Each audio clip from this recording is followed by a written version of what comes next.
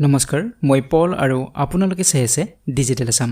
আজিৰ ভিডিঅ'ত আমি আলোচনা কৰিম আইটিআই এডমিশন সম্পৰ্কে হয় 2020-21 সেশনৰ বাবে অসমৰ সকলোবোৰ প্ৰাইভেট আৰু গভৰ্ণমেণ্ট আইটিআই কলেজৰ এডমিশন প্ৰসেস ষ্টাৰ্ট হৈছে গতিকে এই ভিডিঅ'ৰ জৰিয়তে আপোনালোকে সম্পূৰ্ণ এডমিশন প্ৰসেসটো আপোনালোকে জানিব পাৰিব অনলাইন ৰেজিষ্ট্ৰেচনৰ পিছত আপোনালোকে আকৌ কি কৰিব লাগিব তাৰ উপৰে কি কোৰ্সত আপোনালোকে এডমিশন ল'ব পাৰিব সকলোবোৰ এই ভিডিঅ'ৰ জৰিয়তে জানিব পাৰিব গতিকে ভিডিঅ'টি শেষলৈ চাই থাকিব সো প্ৰথমতে আপোনালোকক ডেডলাইন সমূহ জনাই দিছো কেতিয়াৰ পৰা কেতিয়ালৈকে অনলাইন ৰেজিষ্ট্ৰেচন চলিব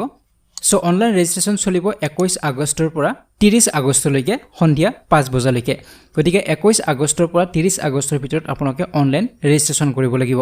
সো ৰেজিষ্ট্ৰেচন কৰাৰ বাবে আপোনালোকে অফিচিয়েল ৱেবছাইটত ভিজিট কৰিব লাগিব ৱেবছাইটটো হৈছে www.itiasam.nic.in এই ৱেবছাইটটোত আপোনালোকে ভিজিট কৰিব ইয়াতে আপোনালোকে স্ক্ৰিনত দেখিছে এটো হোম পেজ হয় সো ইয়াতে তলত আপোনালোকে নিউ ৰেজিষ্ট্ৰেচন বুলি পাব নিউ ৰেজিষ্ট্ৰেচনত আপোনালোকে ক্লিক কৰিব লাগিব আৰু ক্লিক কৰাৰ পিছত এন্ডৰে ৰেজিষ্ট্ৰেচন ফৰ্মখন আপোনালোকৰ আহিব এইখন ফৰ্ম আপোনালোকে ফিল কৰিব লাগিব ফিল কৰাৰ পিছত বা ৰেজিষ্ট্ৰেচন কমপ্লিট হোৱাৰ পিছত আপোনালোকে এখন ৰেজিষ্ট্ৰেচন ফৰ্ম আপোনালোকে ডাউনলোড কৰিব পাৰিব গতিকে সেই ফৰ্মখন আপোনালোকে ডাউনলোড কৰি ল'ব কিন্তু ৰেজিষ্ট্ৰেচন কমপ্লিট হোৱাৰ পিছত আপোনালোকৰ আৰু কৰিবলগীয়া থাকিব ৰেজিষ্ট্ৰেচন কমপ্লিট হোৱাৰ পিছত আপোনালোকৰ ওচৰত থকা গভৰ্ণমেণ্ট যিবোৰ আইটিআই কলেজ আছে তাৰ যিকোনো এখনত আপোনালোকে ভিজিট কৰিব লাগিব তাত যাব লাগিব তাত আপোনাৰ ডকুমেণ্টছসমূহ ভেৰিফাই কৰিব লাগিব অকল যদি আপুনি অনলাইন ৰেজিষ্ট্ৰেচন কৰে আৰু ডকুমেণ্টছসমূহ যদি ভেৰিফাই নকৰে তেনেহলে আপোনাৰ এপ্লিকেশ্যন ফৰ্মখন কেনসেল হৈ যাব গতিকে অনলাইন ৰেজিষ্ট্ৰেচন কৰাৰ পিছত আপোনালোকে ভেৰিফিকেশ্যনত যাব লাগিব আপোনাৰ ওচৰত যিখন গভৰ্ণমেণ্ট আইটিআই কলেজ আছে তাত আপোনালোকে যাব 21 আগষ্টৰ পৰা 31 আগষ্টলৈকে সময় থাকিব ৰেজিষ্ট্ৰেচন কৰাৰ পিছতে আপোনালোকে তাত গুছি যাব ভেৰিফাই কৰাৰ বাবে আপোনালোকে লগত ডকুমেণ্টছ বিলাক লৈ যাব প্ৰথমতে আপোনালোকৰ যিখন অনলাইন ৰেজিষ্ট্ৰেচন কৰিলে তাত যিখন আপোনালোকে প্ৰিন্ট আউট এখন ওলাব সেই প্ৰিন্ট আউট কপিটো আপোনালোকে লগত লৈ যাব লাগিব তাৰ লগত যিমানবোৰ ৰিলেভেন্ট ডকুমেণ্টছ আছে বা যিবোৰ আপোনালোকে ৰেজিষ্ট্ৰেচনৰ সময়ত আপলোড কৰিছে সেই ডকুমেণ্টছসমূহ আপোনালোকে লগত লৈ যাব সো আপোনাৰ এছএছএলসি যিবোৰ ডিটেইলছ আছে মাৰ্কশিট সাৰ্টিফিকেটছ এইবিলাক লৈ যাব লাগিব হয়তো এডমিট কাৰ্ড লাগিব বা কাষ্ট সাৰ্টিফিকেট যদি আছে সেইখন লাগিব গতিকে ৰিলেভেন্ট যিমান বিলা ডকুমেণ্টছ আছে সকলো বিলা ডকুমেণ্টছ আপোনালোকে লৈ যাব অৰিজিনেল বোৰ লৈ যাব জেৰক্স কপি লৈ যাব সেইবোৰ তাত ভেৰিফাই কৰা হ'ব আৰু ভেৰিফিকেশ্যন কমপ্লিট হোৱাৰ পিছত আপোনালোকৰ অনলাইন কাউন্সেলিং হ'ব অনলাইন কাউন্সেলিংৰ ডেট তেওঁলোকে দিব সেই ডেটত আপোনালোকে অনলাইন প্ৰিফাৰেন্সবোৰ দিব লাগিব আপুনি যিমান ইয়াতে বহুতো কোৰ্স আছে কোনটো কোৰ্সত আপুনি এডমিশন ল'ব বিচাৰে তাৰ বাবে প্ৰিফাৰেন্স দিব লাগিব তেনেদৰে কাউন্সেলিংৰ পিছত এডমিশন হ'ব হয়তো দুবাৰ তিনিবাৰ কাউন্সেলিং হ'ব তাৰ পিছত এডমিশন দিয়া হ'ব গতিকে বাকি ডিটেইলছবোৰ এতিয়াও ৱেবছাইটত ৰিলিজ কৰা নাই কেতিয়া কাউন্সেলিং হ'ব কেতিয়া এডমিশন হ'ব সেইবিলাক পিছত আপোনালোকে জানিব পাৰিব গতিকে ভেৰিফিকেশ্যনৰ পিছত আপোনালোকে অনলাইন কাউন্সেলিং কৰিব লাগিব তাত কি দিব লাগিব প্ৰিফাৰেন্সসমূহ দিব লাগিব কোনটো কোৰ্সত আপুনি বেছি প্ৰিফাৰেন্স দিব কোনটোত কম দিব এইবিলাক আপোনালোকে প্ৰিফাৰেন্সসমূহ দিব তাৰ পিছত তাৰে ভিতৰত কোনোবা এটা কোৰ্সত আপোনাৰ সিলেকশন হ'ব আৰু তাৰ পিছত এডমিশন ল'ব লাগিব গতিকে এনেদৰে আপোনালোকে এডমিশন প্ৰসেসটো হ'ব গতিকে আপোনালোকে অফিচিয়েল ৱেবছাইটত ভিজিট কৰি থাকিব অনলাইন কাউন্সেলিং বা এডমিশন সকলো ডেটে আপোনালোকে তাত জানিব পাৰিব গতিকে প্ৰথম কামটো হৈছে আপোনালোকৰ ৰেজিষ্ট্ৰেচন কৰা অনলাইন তাৰ পিছত আপোনালোকে ওচৰৰ গভৰ্ণমেণ্ট আইটিআই কলেজত গৈ আপুনি ভেৰিফাই কৰি ল'ব এতিয়া মই জনাম আপোনালোকক কি ইয়াতে কোৰ্স আছে বা কি কোৰ্সত আপোনালোকে এডমিশন ল'ব পাৰিব সো ইয়াত দুই ধৰণৰ কোৰ্স আছে এটা হৈছে 10 পাস ক্যান্ডিডেট সকলৰ বাবে যিসকলে মেট্ৰিক পাস কৰিছে বা এছএছএলসি পাস কৰিছে তেওঁলোকৰ বাবে আৰু আনটো কোৰ্স হৈছে যিসকলে 8 পাস কৰিছে ক্লাছ 8 পাস কৰিছে তেওঁলোকৰ বাবে গতিকে প্ৰথমতে আমি চাই লৈছো 10 পাস সকলৰ বাবে কেনে ধৰণৰ কোৰ্স আছে প্ৰথম যেটো কোৰ্স এটো হৈছে 1 ইয়াৰ ডিউৰেচন এক বছৰীয়া কোৰ্স এইবিলাক কি কোৰ্স আছে ইয়াতে চাব ষ্টেনোগ্ৰাফাৰ এণ্ড সেক্ৰেটাৰিয়েল এসিস্ট্যান্ট তাৰ পিছত আছে fashion designing and technology desktop publishing DTP অপাৰেটৰৰ কোৰ্স এটা আছে এটো 1 ইয়াৰৰ কোৰ্স হয় ইয়াতে যিমানবোৰ কোৰ্স আছে গোটেইবোৰ 1 ইয়াৰৰ কোৰ্স হয় তাৰ পিছত আছে multimedia animation and special effects তাৰ পিছত আছে digital photographer mechanic auto body painting secretarial practice cosmetology and front office assistant so এইবিলাক কোৰ্স আছে 1 ইয়াৰ ডিউৰেচন হয় গতিকে এইবিলাক কোৰ্স আপোনাক কৰিব পাৰে ডিটিপি অপাৰেটৰ হয় তাৰ পিছত এনিমেশনৰ যথেষ্ট ডিমান্ড আছে বা ডিজিটেল ফটোগ্ৰাফাৰৰ ডিমান্ড আছে এইবিলাক কোৰ্স আপোনাক কৰিব পাৰিব তাৰ পিছত 2 নম্বৰত ইয়াতে দিয়া আছে এটো 1 ইয়াৰ কোৰ্স হয় আৰু 10 পাস হ'ব লাগিব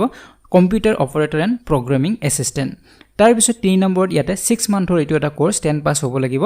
এটো হৈছে BLTT বুলি কয় বড়ো ল্যাঙ্গুৱেজ ট্ৰান্সক্ৰিপচন ট্ৰেড বুলি কয় সো এটো 6 মান্থৰ এটা কোৰ্স হয় 3 নম্বৰ দিয়া আছে এটো 10 পাস হ'ব লাগিব কিন্তু 10 পাস কৰোতে আপোনাৰ সায়েন্স আৰু ম্যাথমেটিক্স থাকিব লাগিব তেতিয়াহে আপুনি এই কোৰ্স বিলাক কৰিব পাৰিব এটো 1 ইয়াৰ কোৰ্স হয়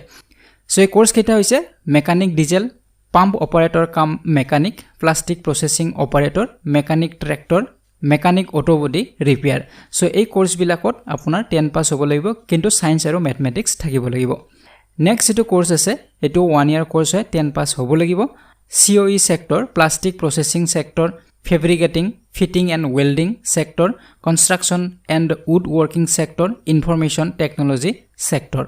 5 নম্বৰত আছে এটো 2 ইয়াৰ্ছৰ কোৰ্স হয় 2 বছৰীয়া এটা কোৰ্স 10 পাস হ'ব লাগিব এটো হৈছে পেইন্টাৰৰ কোৰ্স আৰু 6 নম্বৰত দিয়া আছে এটো 2 বছৰীয়া কোৰ্স হয় এটো হল মেকানিক এগ্ৰিকালচাৰাল মেচিনাৰী ইয়াতে কিন্তু আপোনাৰ ক্লাছ 10 ত সায়েন্স আৰু ম্যাথমেটিক্স থাকিব লাগিব 7 নম্বৰত আছে soil testing and crop technician এটো 1 ইয়াৰৰ কোৰ্স হয় ইয়াতে ক্লাছ 10 পাস হ'ব লাগিব আৰু সায়েন্স এণ্ড ম্যাথমেটিক্স থাকিব লাগিব ক্লাছ 10 ত নেক্সট আছে আকৌ 2 ইয়াৰ্ছৰ কোৰ্স হয় এটো electrician mechanic motor vehicle draughtsman civil draughtsman mechanical fitter machinist turner surveyor electronics mechanic instrument mechanic refrigeration and air conditioner technician information and communication technology system maintenance mechanic chemical plant so এই course বিলাক 2 ইয়াৰ্ছৰ course হয় ইয়াতে 10 pass হ'ব লাগিব আৰু science আৰু mathematics থাকিব লাগিব ইয়াতো বহুত ভাল ভাল কোৰ্স আছে refrigeration and air conditioner technician তাৰ পিছত ইলেক্ট্ৰিচিয়ান এই বিলাক ভাল ভাল কোৰ্স ইয়াতো আছে সো ইয়াৰ পিছত 9 নম্বৰত আছে ওয়্যাৰম্যান ইয়াতে 2 ইয়াৰ্ছৰ কোৰ্স হয় ইয়াতে 8 পাস হলে এই কোৰ্সটো কৰিব পাৰি